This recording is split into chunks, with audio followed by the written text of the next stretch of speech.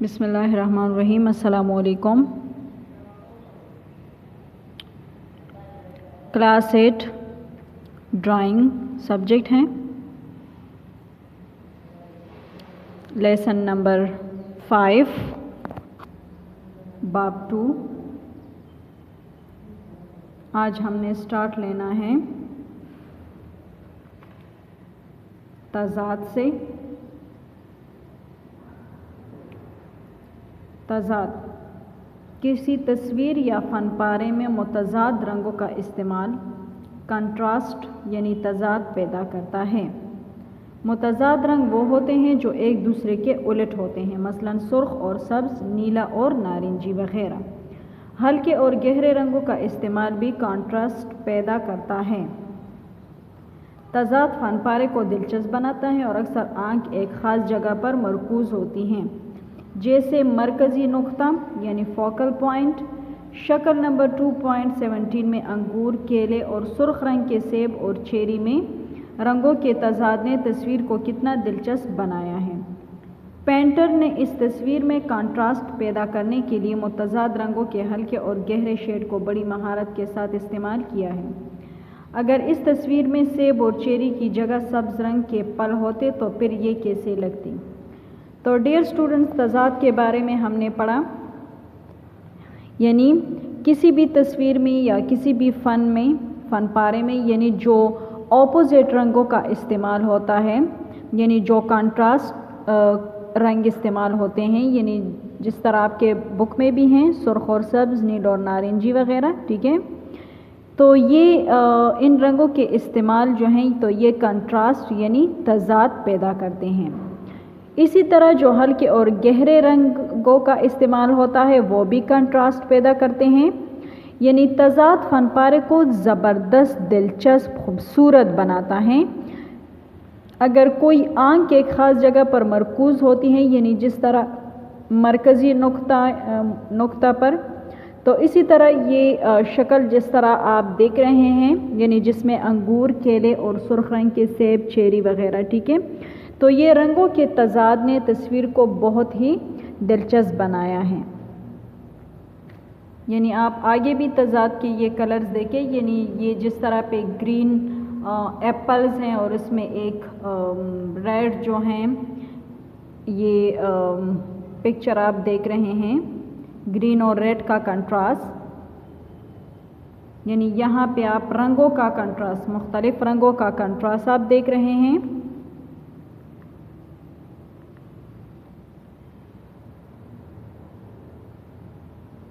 تو یہ مختلف رنگوں کا کنٹراسٹ جو ہیں بہت ہی دلچسپ نظر آتا ہے۔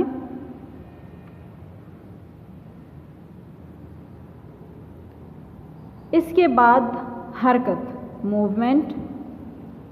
کسی فن پارے میں آرٹ کے عناصر کی ایسی ترتیب جس سے حرکت کا احساس ہو، حرکت کہلاتی ہے۔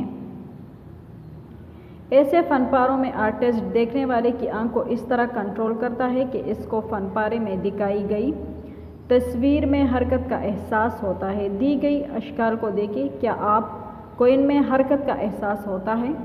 یعنی یہاں پہ آپ ہارس دیکھ رہے ہیں، تو آپ ہارس کے لیگز کو دیکھیں، یہاں آپ اس کے باڈی کو دیکھیں، تو بالکل اس تصویر میں جو ہے تو حرکت کا احساس ہوتا ہے۔ یعنی کسی بھی فن میں، کسی بھی آرٹ کے کسی بھی عنصر میں، یعنی اس کو ایک ایسی ترتیب دی جاتی ہے جس سے اس میں حرکت کا احساس ہوتا ہے۔ یعنی آرٹسٹ جو ہیں تو وہ ایسے فن کا مظاہرہ کرتے ہیں کہ جو دیکھنے والے کی آنکھ ہوتی ہیں وہ اس کو اس طرح کنٹرول کرتا ہے کہ اسے اس فن پارے میں، اس آرٹ میں جو ہیں تو چیزوں کی حرکت کا احساس ہوتا ہے۔ جس طرح آپ یہاں پکچر دیکھ رہے ہیں، آپ یہ پکچر دیکھیں تو آپ دیکھیں کہ آپ کے آنکھوں کو یعنی کس طرح سے یعنی یہ پکچر اس میں حرکت دکھائی دی جاتی ہیں، کس طرح آپ کے آنکھوں کو یہ کنٹرول کر رہا ہے۔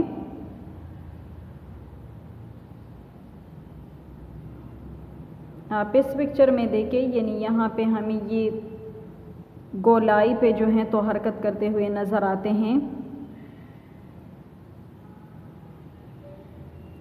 इस पिक्चर में आप देखें,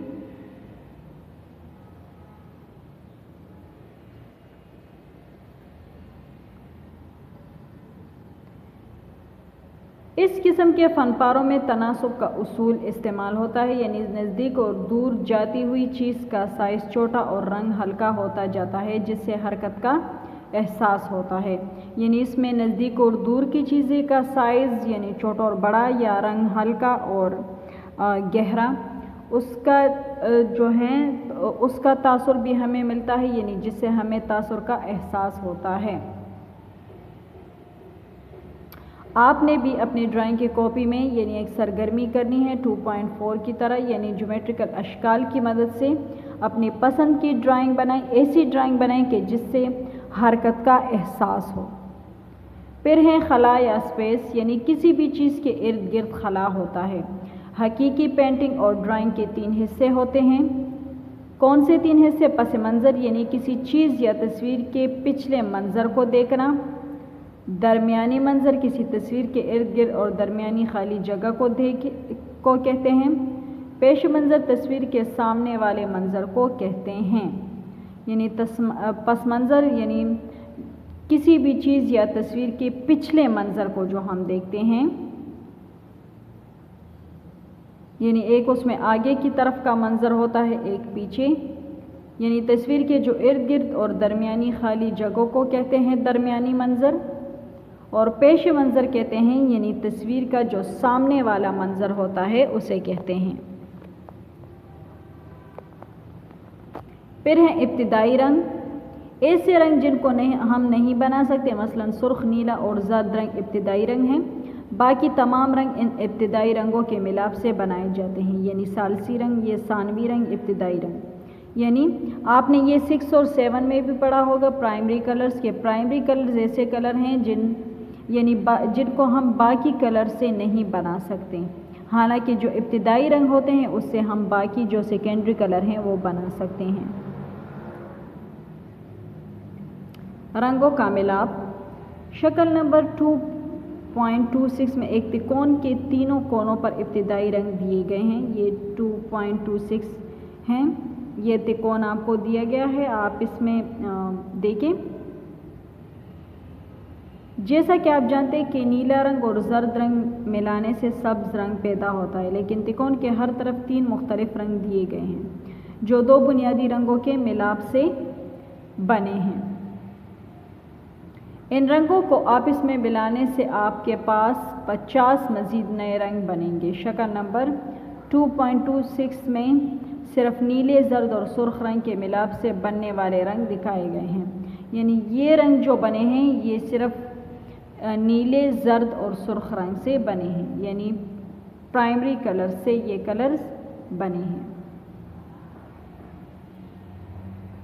शक्ल 2.27 में रंगों के चार्ट पर बड़ी तादाद में मुख्तलिफ़ किस्म के रंग दिखाए गए हैं। चार्ट के बाईं तरफ 8 मुख्तलिफ़ किस्म के गर्म रंग और टोन तरतीब से दिए गए हैं। हर गर्म रंग मुख्तलिफ़ मिकदार में दाएं तरफ हल्के नीले रंग के साथ मिलाया गया है। आप देख सकते हैं ये कलर्स।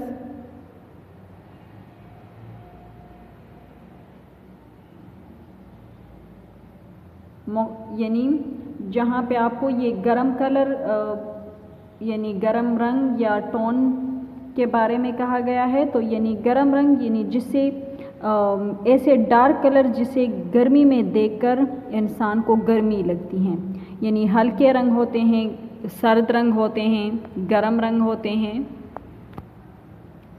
फिर है रोशनी, शेड और शेडो। ये किसी चीज़ की ज़ाहरी शक्ल सूरत और इस पर पड़ने वाली रोशनी के असरात के मुताले को कहते हैं। रोशनी किसी चीज़ में एक ही रंग के मुख्तलिफ हल्के और गहरे शेड्स पैदा करती हैं, जिससे किसी दो जहती यानी 2D सतह पर इस चीज़ का सजहती यानी 3D तासुर पैदा है। यानी रोशनी, शेड और शेडो यानी ये किसी भी चीज़ की जो ज़ाहरी शक्ल सूरत होती हैं उस पर जो पड़ने वाली रोशनी होती है, तो इसके मुताले को कहते हैं। यानी रोशनी किसी भी चीज़ पर पड़े तो उसके जो मुख्तलिफ हल्के और गहरे शेड्स बनते हैं। यानी आप यहाँ देख रही हैं इस शक्ल में। शक्ल नंबर 2.29 में गोले का मुशाहिदा करें। गोले का वो हिस्सा जहाँ पर बराह रास्त रोशनी पड़ती है वो दूसरे हिस्सों की निस्बत ज़्यादा रोशन है। यानी यहाँ पे रोशनी ज़्यादा पड़ रही है दूसरे जगहों की निस्बत, तो ये ज़्यादा रोशन है ये हिस्सा। रोशन हिस्से से ज़रा पीछे गोले का वो हिस्सा जो कम रोशन है, यहाँ पे ये देखिए कम रोशन है बिल्कुल। इसे शेड हिस्सा कहा जाता है, जबकि बिल्कुल पीछे सतह पर गोले का गहरा तारीक साया गोले का शेडो यानी कैस्ट शेडो कहलाता है। ये शेडो है।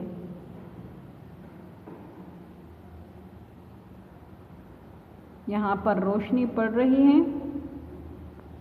ये इसका शेड है और ये इसका शेडो है।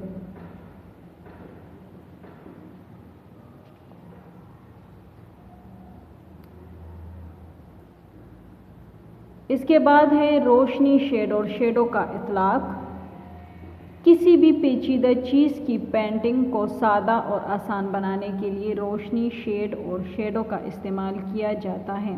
मिसाल के तौर पर शक्ल नंबर 2.31 में साहिल समंदर पर चट्टानों की पेंटिंग को देखें। इनकी 4 वाज़ेह सतह दिखाई गई हैं। ये देखें, ये नंबर 1 है सतह इसकी, ये भी सतह है, ये नंबर 2 सतह है इनकी आपको दिखाई गई हैं, ये 3 हैं, ये भी 3 हैं, यहाँ पर ये 4। तो आपको जो है चट्टानों में यानी इनकी पेंटिंग में आपको यानी रोशनी शेड और शेडो का तासुर दिया गया है, जिसका आप गौर जो है जायज़ा ले सकते हैं।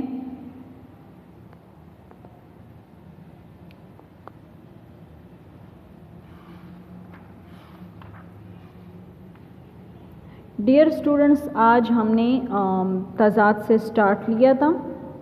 तज़ाद के बाद हमने हरकत के बारे में पढ़ा है। हरकत के बाद हमने खलास स्पेस रंगों में हमने इब्तिदाई रंग, रंगों के मिलाप, रोशनी शेड और शेडो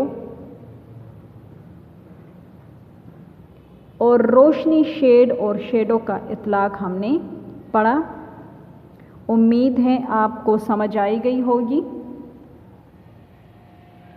इसके बाद आपको जो है तो ये ऊपर वाली रोशन सतह, अतराफ के हल्के साए वाली सतह, सामने की तरफ कम तारीक सतह, अतराफ वाली तारीक सतह, यानी यहाँ पे आप देख सकते हैं ये कि ऊपर वाली रोशन सतह कितनी है, जो अतराफ के हल्के साए हैं साइड्स पर वो कैसे हैं, सामने की तरफ ये जो तारीकी हैं और अतराफ वाली सतह की तारीकी ये वाली साइड्स पे। डियर स्टूडेंट्स, आज हमारी क्लास यहाँ पर इख्तिताम पजीर होती हैं। यकीनन आज हमने जितना पढ़ा आप लोगों को समझ आई गई होगी।